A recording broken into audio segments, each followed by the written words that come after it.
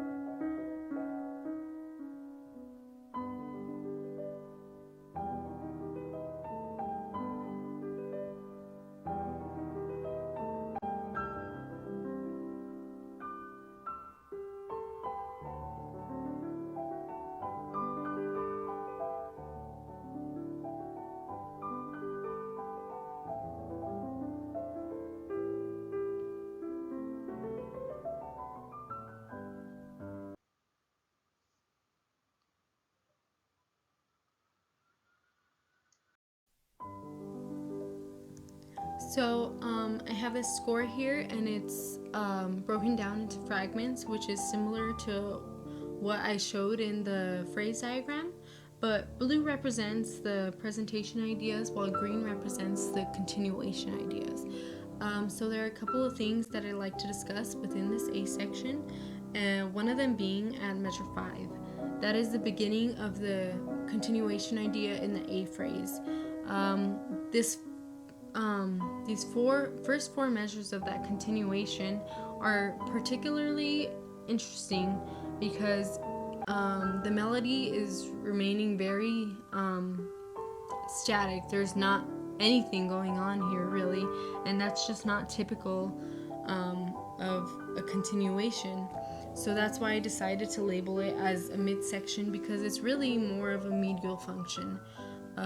Another interesting thing about this area is that F naturals start to occur, and that's really different from the first four measures we saw. Immediately, like, the harmony changes. So what I discovered is that this area is being tonicized in the key of C. And we never really get out of that until the half cadence hits at measure 13. And the half cadence in itself is interesting because it cadences in the key of E minor, and we were initially in G major, so that's just not something you see very often. This cadence does initiate a suffix, though, and you might have heard that in the previous slide. So going on to A prime, the presentation is exactly the same as the A phrase. Where it really starts to change is measure 23. We have these duple and triple ideas, and it's echoed not once but twice afterwards, and then it leads into a cadential idea and then to a PAC. There were a couple of motives that grabbed my attention within the A section. One of them we have already discussed, and that is that sustained melody. Again, it's just not very typical of a continuation to remain so still. The other being the arpeggiating accompaniment in the second piano part. And the reason that stuck out to me so much is because that is seen throughout the piece and never really stops. And going back to the beginning of the presentation, like I said, this music is supposed to be reflective of water, and I guess it could be the current, if you will, because it never really stops. Lastly, there's this shift from duple to triple idea that it's really initiated in the A prime section, and you can see it throughout the whole piece afterwards.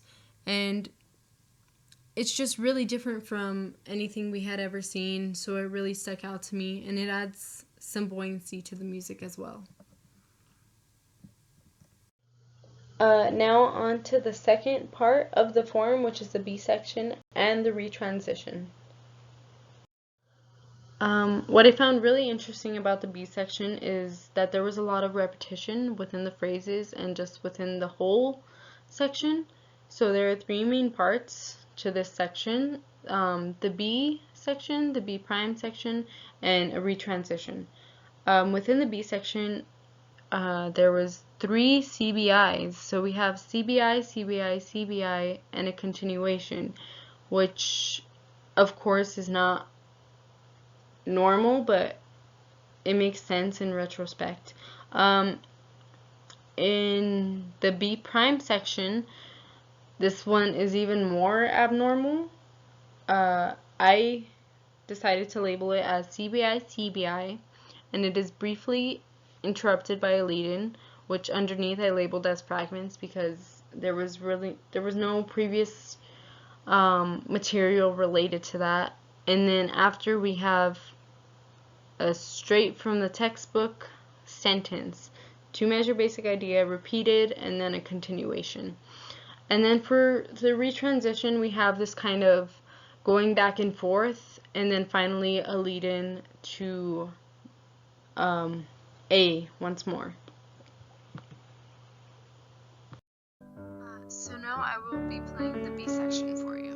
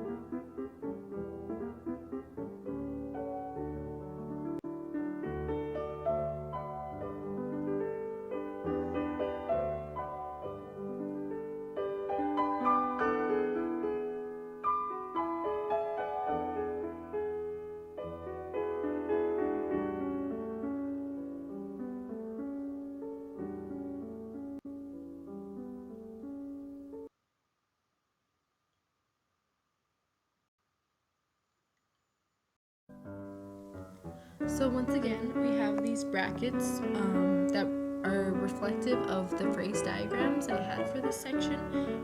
This time we have a red bracket because that represents the contrasting idea. So starting at the B section, we have CBI times 3 plus continuation.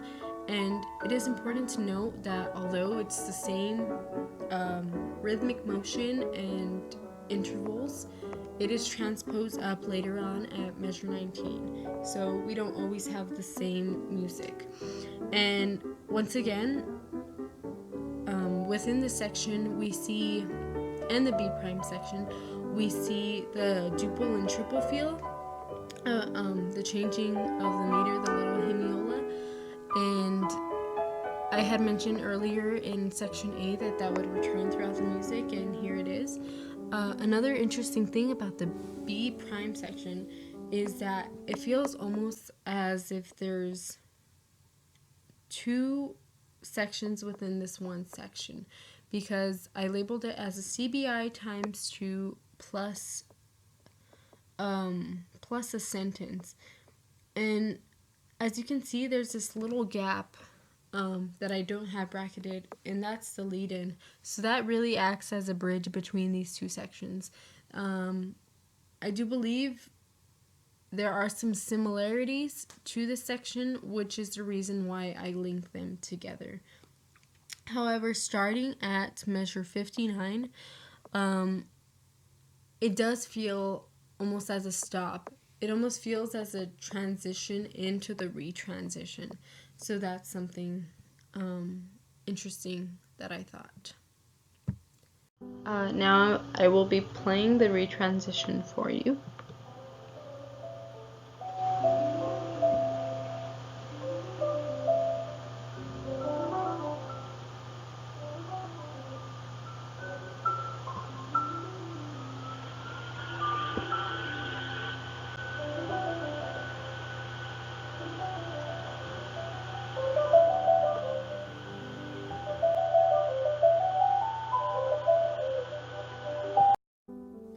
So here we have our retransition, and it's pretty straightforward. We have a basic idea, a contrasting idea, and then it's transposed up. At least the basic idea is. And then we have a lead-in, and it goes straight into A. So the retransition is pretty straightforward. One thing to know is that immediately you start seeing C naturals again, so you know it's going to return to G major.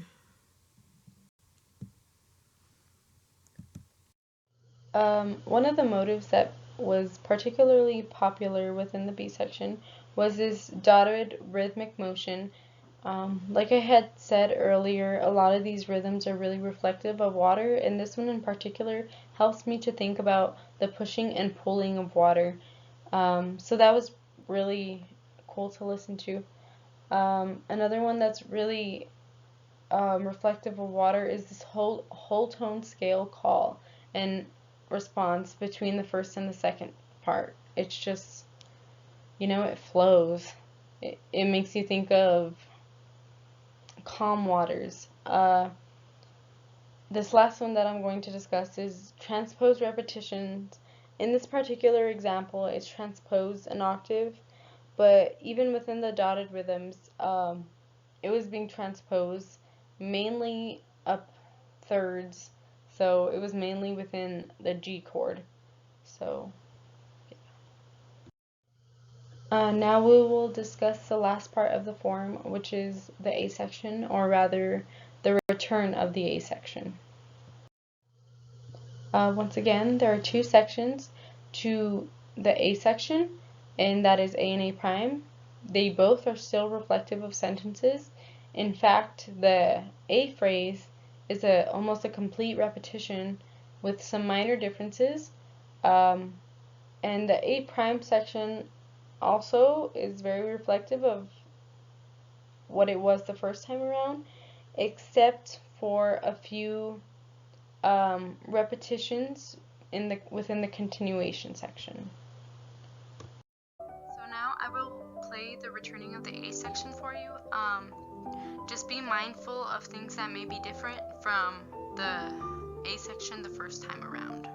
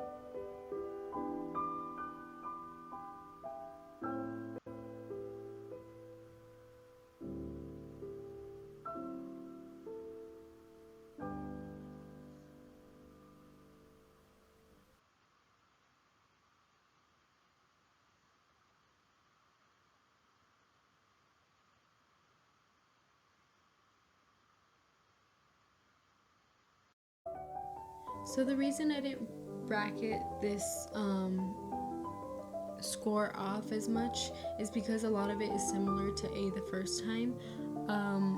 There are minor differences within the A phrase. Most of it is exactly the same. We don't really start seeing differences till the continuation part of the A prime phrase, and that's the only thing I have bracketed off. So here we see a really elongated idea. It's really different. There's not much motion going on.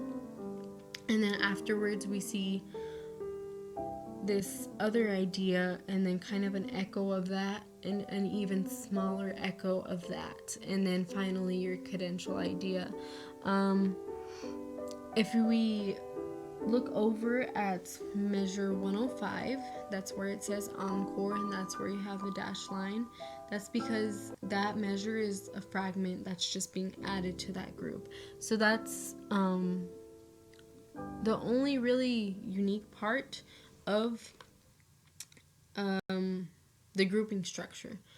And other than that, it ends in a PAC, and yeah, that's pretty much the return of the A section. As I had mentioned earlier, there are only minor differences to the material brought back from the beginning. One of them being the scalar motion under the basic idea that was not there before. This really stood out to me because before it was only an eighth note per bar in the first piano part. And the scalar motion just really moves the music and really thickens up the texture in such a nice way. The second one being this ending, this cadential idea within the second A prime section, or just the ending in general. What makes me really love this part is this measure. It's a transposed repetition. It's transposed an octave, and it's really isolated and on its own, but it's what really gives this piece the ending, what really makes it feel like it's coming to a close, and it's coming to a close in such a relaxing manner. This piece overall is just really beautiful to listen to and really calming, so I highly recommend just listening to it whenever you can. So as you can see, there are three main sections to this overall form. It's A, B, and A, and within each section it has a repetition of that theme. So for example, there's A, A prime, B, B prime, and A prime. So I found that this piece is in compound ternary, and that concludes this presentation.